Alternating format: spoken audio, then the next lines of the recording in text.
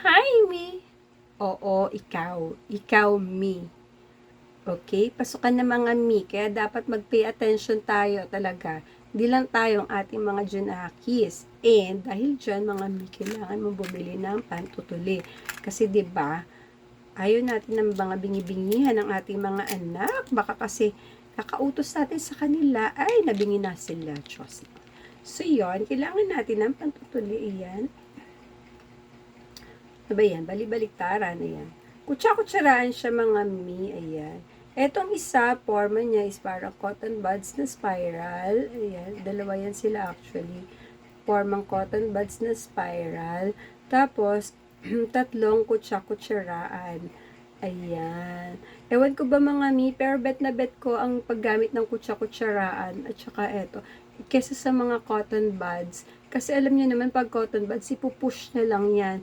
Where kailangan natin ipalabasin ang ating mga tutuli.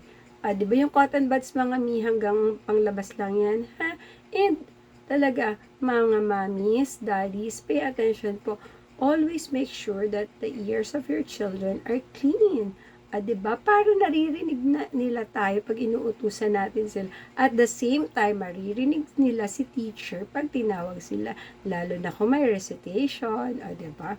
Kaya ano pang mga hinihintay nyo, me? Ayan, get yours na. Ilalagay ko yung link sa yellow basket or dyan sa comment.